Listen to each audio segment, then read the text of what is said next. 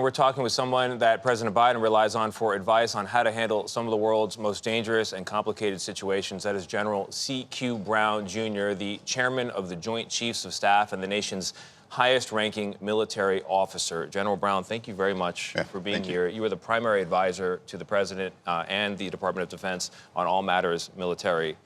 This is quite a military morning because the country of Iran, which has already killed 3 U.S. soldiers in the Middle East and launched attacks through proxies on more than 100 U.S. positions, may now this morning attack Israel, our ally, with what we're hearing up to 150 cruise missiles and drones. How close are we, sir, to war in the Middle East?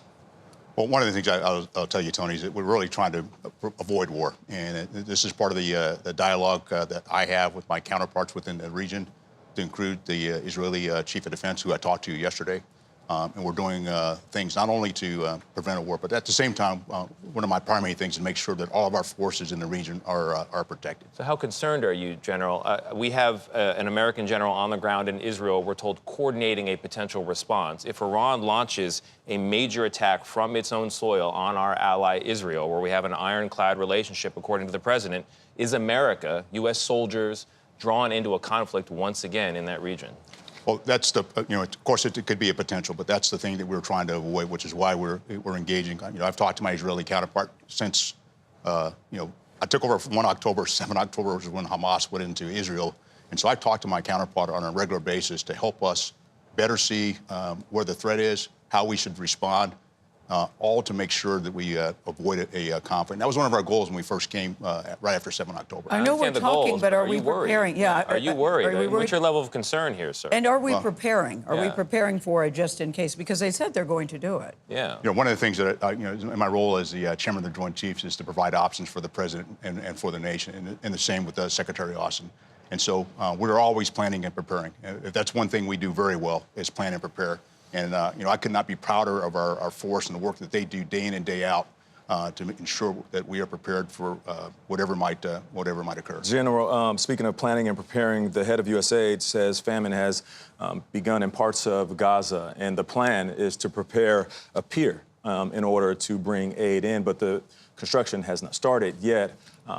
Do you have an anticipation of when that is going to start, and what are the difficulties in that process? Well, we intend to start here in the next couple of weeks to get the pier in. At the same time, we're working very closely with the aid agencies within Gaza and bringing other capability in. The real key point is what we want to do is, as we engage with the Israelis, is particularly when you're operating in a urban area, to avoid civilian casualties, but at the same time bring in the humanitarian aid. We're on track to bring in the capability. One of the things we're also, again, focused on is the protection of the pier as it comes in. And we're working that with our asset, but also with the Israelis. Is that the most difficult challenge, preventing civilian casualties? Well, I mean, any major any operational conflict, and, I was the air component commander during the Defeat ISIS campaign, when, particularly when we did Mosul.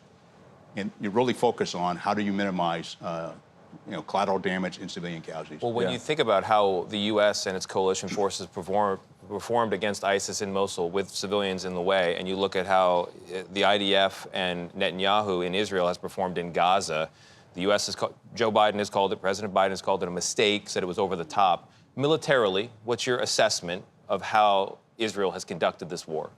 Well, it's a very complex environment, and this is an area that I've talked to my counterpart on a regular basis, other leaders within Israeli defense establishment, of doing everything they can to minimize civilian casualties, realizing they're operating in a very dense urban environment in some cases, which makes it a bit more difficult. I'd also highlight that Hamas surrounds themselves with civilians, which makes it even more difficult to be able to minimize civilian casualties. Does Israel then create more terrorists by striking civilians in its effort to get to Hamas? Well, their goal is to really, as you know, to destroy Hamas. But at the same time, they want to have peace and stability for Israel, but also in the region. And again, this is a conversation that I have on a regular basis, not only with Israel, but many of the other counterparts in the region. Let's talk about Ukraine and Russia for just a second, because that's still ongoing, too. You know, there are just hot spots all over the world, and I know you have to pay attention to every single one. And he's cool as a cucucber this Yes. morning. I'm more worried than he is, apparently. I can't imagine how you're sleeping at night, because there's so much to keep track of, but you are certainly up for the job. But Ukraine and Russia, they're saying unless they get more support from the United States, Ukraine is not going to be able to succeed in this war. Right now, that money's being held up in Congress. How do you see that playing out? Well, you know, as you're probably aware, there's ongoing discussions about to get the supplemental. It is hugely important not only to provide Ukraine capability, but what most people don't understand is that money doesn't go direct to Ukraine. It actually comes back into our industrial base, to American factories, American jobs. It not only helps Ukraine, but it also helps our military, because we provide some of our existing capability. This will also build up our stocks again as well. But So also, how do you explain to the American people, because they're like, enough, how much money can we give? How much money can we give here, when we have so many problems at home? We had the FBI director just saying yesterday that he's concerned about attack on American soil. That gets everybody's attention. Of course. That. So Along with the money being shelled out. Why do we have to be Yes. everybody's big brother? Yes. well, one of the things is U.S. leadership is much desired. And many of the nations around the world watch what we do, watch what we say. I've been in this job 6 months. I've probably had about 150 different engagements with my counterparts from around the world. Yeah. And they pay attention to what we say, what we do. And being a leader has some responsibilities. And it's not only how we look at our national security here at home, but how we impact our national interests around the world is why these engagements are so important, and why supporting our allies and partners, particularly when you have an unprovoked attack into a country that wants to protect its citizens and wants to protect its sovereignty. Yeah, General Gayle joked about, she doesn't know how you sleep. Yeah. I want to ask you seriously, what keeps you up at night? Well, not much, actually, because the reason I say that, I am so proud of every one of our service members and their families and the work that they do day in and day out, so I can sleep well. Now, there's a lot of things I think about. I think about all this complexity we just talked about, but I also think about the responsibilities we have. And when I came in shortly, a couple days after I came in, I put out a message to the Joint Force, and I laid out 3 expectations. Owning our warfighting skills has primacy in all we do. We need to modernize and lead aggressively with new concepts and approaches, and trust is the foundation of our profession. But 6 months into the job, do you still like this job? Your wife is here. She seems sane as well. Is there a part of you that thinks, I don't know? This just seems extremely difficult to me on so many different levels. And I still want to know, for the American people, how are we balancing, how are we safe in this country is our big concern. Well, for me personally, I've been in pressure situations throughout my career. I flew F-16s a good portion of my career.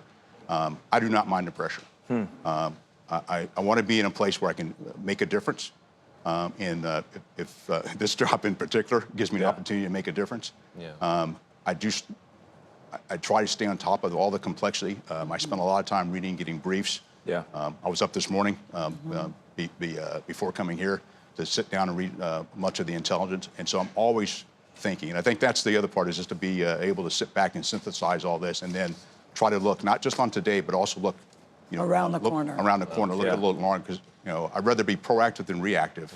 On many of these things. 3 generations of military service in your family. I hope people see you here today and they start a new tradition in their family. Thank you. I inspire the next generation to continue to serve. We appreciate you serving us both home and abroad. General Brown, thank you. Thank you.